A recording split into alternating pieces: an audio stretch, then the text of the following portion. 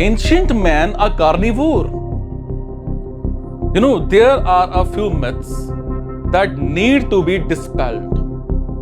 Yes, man has had the inclination and the capacity to eat meat since a very, very long time. But even when man was in the jungle, he was primarily herbivore. And that is borne out by scientific analysis of the fossils being dug out and many other things of many other kinds of equally rigorous scientific evidence. It is obvious that for the inhabitant of the jungle, the hunter-gatherer, it is far easier to pluck a fruit than to chase and catch an animal and then kill it and then eat it. So it is a myth that our ancient forefathers were all carnivores. They did have meat when it was probably available, and that is likely to have been quite sporadic.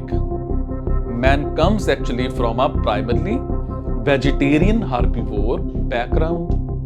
The argument that man has always been a meat eater needs to be studied and refuted. The current splurge in meat eating is not more than 200 years old.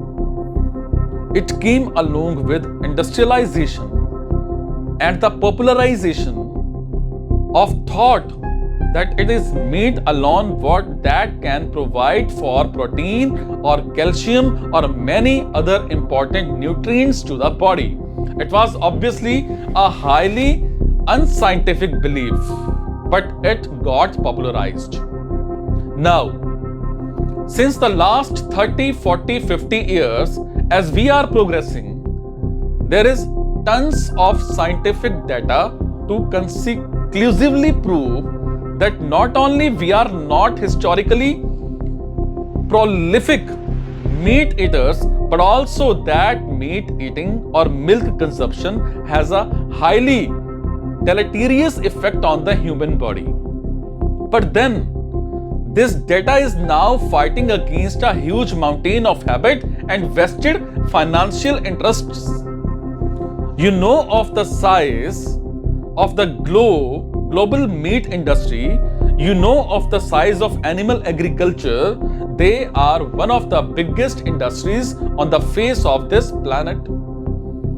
So now, even as it becomes known that probably mankind took a wrong dietary turn quite recently, just around 200 years back, in opting for a primarily turn quite recently, just around 200 years back, in opting for a primarily meat-based diet, yet the momentum of the last 2 centuries is making it difficult for most people to correct their mistake.